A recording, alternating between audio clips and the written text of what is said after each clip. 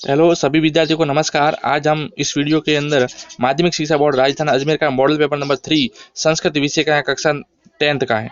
इसका समय अवधि है 2 घंटे और 45 मिनट है और इसका पूर्णांक है वह 80 नंबर का है। यदि हमारे वीडियो यूट्यूब चैनल पर आप नए नए हैं तो यूट्यूब चैनल को सब्सक्राइब कर दीजिएगा और साथ में लाइक भी कर दीजिएगा, जिससे आने वाला नया नोटिफिकेशन यानी मॉडल पेपर नंबर 2 और मॉडल पेपर नंबर 4 आपको जल्दी से प्रोवाइड हो जाएंगे। इसलिए आप चैनल को सब्सक्राइब कर दीजिएगा। चलते हैं, ये मॉडल पेपर आपको दे रखा है, ये संपूर्ण पाठ्यक्रम पर आधारित है और जिस प्रकार बोर्ड एग्जाम में पेपर आएगा उसी लेवल का ये मॉडल पेपर है और आप इसको पूर्ण रूप से तैयार कर लीजिए। इसमें 4 खंड दे रखे हैं, प्रत्येक खंड का उत्तर खंड वाइज ही आपको देना है, खंड को मिस नहीं करना है। यानी सबसे ज़्यादा भूमिका आपके खंड अ की रहेगी, क्योंकि खंड अ है वह 30 नंबर का है और खंड ब है वह 26 नंबर का है और फिर 2 पीछे वाले हैं वो 12-12 नंबर के। पहला प्रश्न दे रखा है खंड अ का और खंड अ के पहले प्रश्न में 12 प्रश्न दे रखे लघु प्रश्न। अधोलिखित प्रश्नानाम उत्तरम विकल्प चुनत, नीचे लिखे गए प्रश्नों के उत्तर को एक विकल्प चुनकर उत्तर देना है। मार्गे गहन काने सहा ददस, तो इसका राइट आंसर हो जाएगा आपके यानी इसमें राइट आंसर है आपके एक व्याग्रम। अतिथि क्या करदंती शमः, तो अतिथि ताड़ने बस सही हो जाएगा। केन पीड़ित सह बस यानम विहाय पदातिरेव प्राचलतः, तो को नापी। चौथा है मयूरस्य नृत्यम आराधना प्रकृति चंडावातेन मेघरवशेष्य सह समाजस्यत, तो वृषण हो जाएगा राइट आंसर इसका। छठा प्रश्न है बाला भवात हिमकर कुत्र विराजते, तो पशुपति मस्तके यानी शिव जी के मस्तक पे विराजते। इस प्रश्न के लिए लाइक ठोक दीजिए आप एक। सातवां है कस्य आया सजनम कर्म व्यायाम इति कथ्यते, शरीर से विद्याया भोजनम या नासिकाया। आठवां है अनुरुक्तम पी कह ऊहिति, बालकः मूर्खो जनः पंडितो जनः न कोपि। नववां है फलहीनता अपि वृक्षात् प्राप्ते ईंधनम प्राणवायु छाया पुष्पम। नववां हो गया। 10वां है उद्याने कस्य कलरव चेत प्रसादयति, जंतूनाम जनानाम पक्षीनाम या बालकानाम। 11वां प्रश्न है आप्त्योतात शब्दार्थे किमर्थ अस्ति, इसका अर्थ क्या होगा, लभते रुग्णता आहारा या स्थानम। 12वां है गच्छ वस्ते सर्व भद्र जायते कह उक्तम, कौन कहता है, कृषक शूर सुरादपि या अशूर कहते हैं। फिर दूसरा प्रश्न है समुचित विभक्ति प्रयोग रिक्त स्थान पूर्यतः, रिक्त स्थान दे रखा है सह रिक्त स्थान अपि तीक्ष्ण, पठन हो जाएगा तो पठन नहीं हो जाएगा इसका। दूसरा है रिक्त स्थान विना जलम नास्ति जीवनम नास्ति, तो जल का हो जाएगा जलम, द्वितीय विभक्ति लगेगी एक वचन में। ख है कोष्ठ के शब्द से समुचित रूपम प्रयोगेण रिक्त स्थान पूर्यतः, रिक्त स्थान दे रखा है तीसरा ईदन कुत्र गतः तेभ्य दे रखा है तस्मिन हो जाएगा। रवि प्रतिदिन नमति ईश्वर ईश्वराय नमति, नम के योग में चतुर्थी होती है। ग है कोष्ठ के पदत प्रकृति प्रत्ययाभ्याम पदम निर्माय वाक्य पूर्यतः, प्रत्यय का निर्माण करना है। इसमें देखो धातु और प्रत्यय दे रखा है, क्री धातु है और अन्य प्रत्यय है तो करणीय हो जाएगा। प्रोपकारम रिक्त स्थान देशस्य सर्वदा हितमेव चिंतयति क्रीदन चानस, तो क्रिवाणम हो जाएगा। फिर इसके बाद में तीसरा प्रश्न दे रखा है, हमारा तीसरा प्रश्न है अधोलिखित गद्यांश पठित्वा एतत् आधारित प्रश्नानाम उत्तराणि संस्कृत भाषायां यथा निर्देश कुरुत। गद्यांश दे रखा है, ये इस गद्यांश को आपको पढ़ना है और नीचे दिए गए प्रश्नों का उत्तर देना है।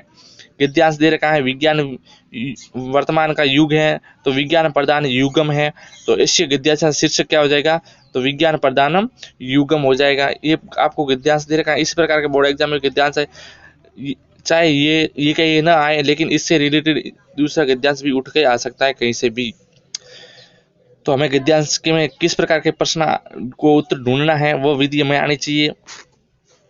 दूसरा है ईदम युगम की दर्शन, युग कैसा है, तो विज्ञान प्रधान युग है।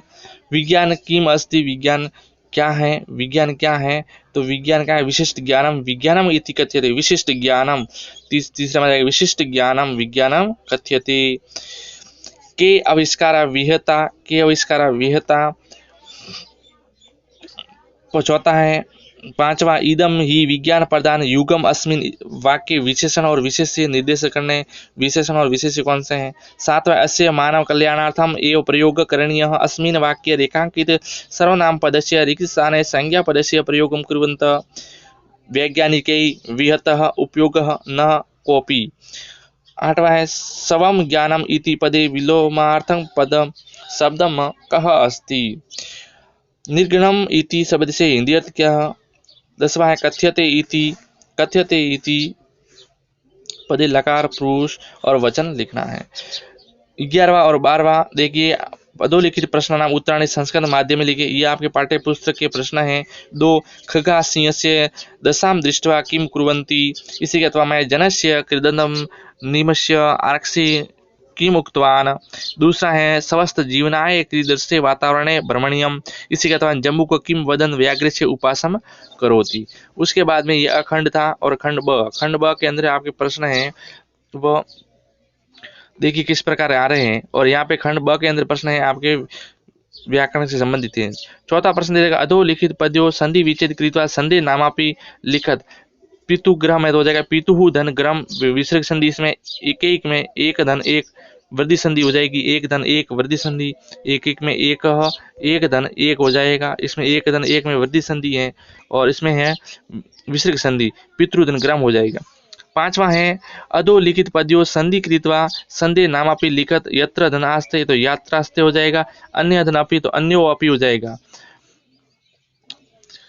फिर अगला है छठा प्रश्न अधोलिखित रेखांकित पद्यो समस्त पदाना विग्रह कृत्वा समास्य नामा में लिखे। समस्त पद दे रखे हैं उनका विग्रह करते हुए नाम लिखने। पहला देखा उपग्रामम विद्यालय स्थित।